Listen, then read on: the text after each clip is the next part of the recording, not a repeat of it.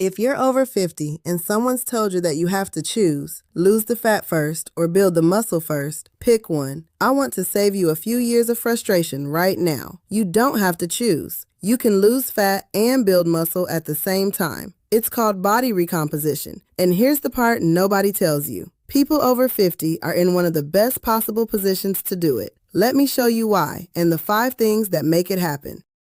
I'm in my 70s. I'm a strength coach, and yes, I still train hard. I've learned all of this the hard way, through decades of trial and a whole lot of error. So this isn't something I read on the internet. I've lived every bit of it. Let me start by taking the scale down a peg, because it has been lying to you. When a client tells me she lost 5 pounds last week, I ask one question that deflates her every time. What kind of pounds? Was it fat? Was it water? Was it muscle? Because the scale has no idea. All your bathroom scale knows is how hard the earth is pulling on you. That's it. It cannot tell you what your body is actually made of. And that one blind spot is exactly why so many people over 50 win on the scale, while their body quietly gets worse underneath. Picture 2 people at the exact same weight. One is soft and tired. One is lean and strong. Same number on the scale, completely different body. Same weight, different ingredients. That's what we're really after here. Not weight loss, recomposition, changing what your body is made of. And here's the secret that bodybuilders know and nobody tells regular folks. The people who transform the fastest are the ones just coming back to training after time away, the ones carrying extra body fat, and the ones who have never eaten enough protein. If that's you, you are not behind. You are sitting on the most responsive your body will ever be. You get the beginner's magic, so let's not waste it. 5 keys.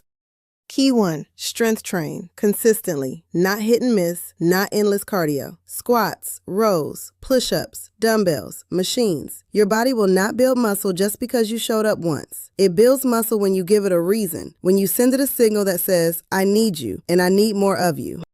Key 2, eat enough protein. Here's the best way I know to explain it. Say you've got a skilled builder and a beautiful blueprint, ready to go, and nobody delivers the bricks. No building today. Your workout is the builder, your training is the blueprint, and your protein is the bricks. You need all 3. Most adults over 50 are simply not eating enough, and aging muscle is already harder to build, so you're swimming against the current. Aim for a solid serving of protein at each meal, spread across the day, not dumped into one.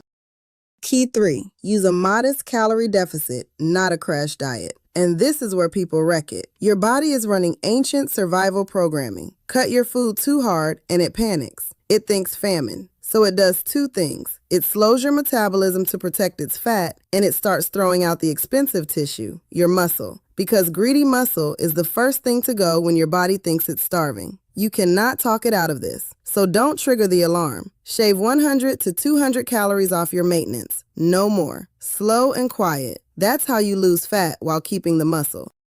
Key 4, respects recovery. And this is where most people over 50 quietly sabotage everything. Because here's the truth. You do not build muscle in the gym. You build it while you recover, mostly while you sleep. Sleep is when your body sweeps out the debris and repairs the damage you did training. Short yourself on it, and you become a gorgeous old brick building that stopped getting maintenance, slowly crumbling instead of being restored.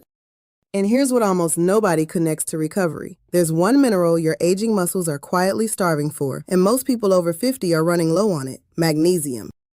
Let me give you what the research actually shows, not hype. In older adults, low magnesium is consistently linked to weaker muscles, worse physical performance, and faster age-related muscle loss, the very thing we're fighting. In one trial, magnesium supplementation improved physical performance in older adults. It's also what physically lets your muscles relax after they contract, and it helps your nervous system power down at night so you actually reach the deep sleep where repair happens. In older adults, it helps people fall asleep about 17 minutes faster than a dummy pill. And it helps your body handle blood sugar, which matters because staying lean is partly about how well you tolerate glucose. Muscle, sleep, blood sugar. Magnesium sits right in the middle of all 3, and all 3 are exactly what recomposition runs on.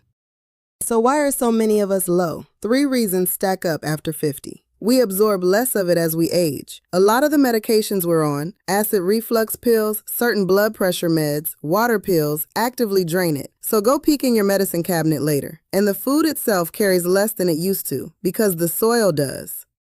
Now, Food first, always. Pumpkin seeds, spinach, beans and lentils, real dark chocolate. Work those in daily. That's your foundation. But between absorbing less, the medications, and weaker food, a lot of us just can't close the gap with food alone. That's where a supplement earns its spot, as insurance, not a miracle.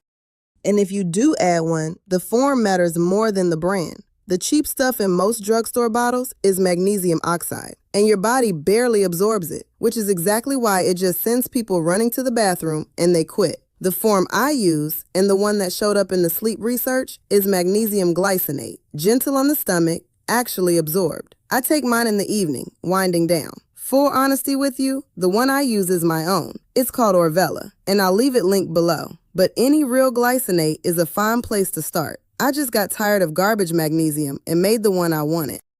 Key 5, and don't skip this one. Measure more than the scale. Track your waist, because that's where we store the fat that matters. And if the waist is shrinking, you're on the right track. Notice how your clothes fit. My guys tell me their shirts get snug in the shoulders, while their jeans get loose in the waist. That's recomposition you can feel. Take a private progress photo. Notice your strength and your energy. Here's a real example. You gain 3 pounds of muscle and lose 5 pounds of fat. The scale only shows a 2-pound loss. It looks like almost nothing, but that is a victory, and it's the start of a beautiful trend. Don't you dare stop.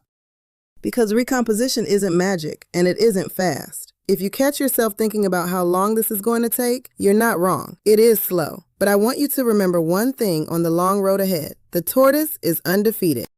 So if you're over 50, stop asking whether to lose fat or build muscle, and start asking the better question. How do I create the conditions to do both? Train, eat your protein, keep the deficit gentle, guard your recovery, and measure more than the scale.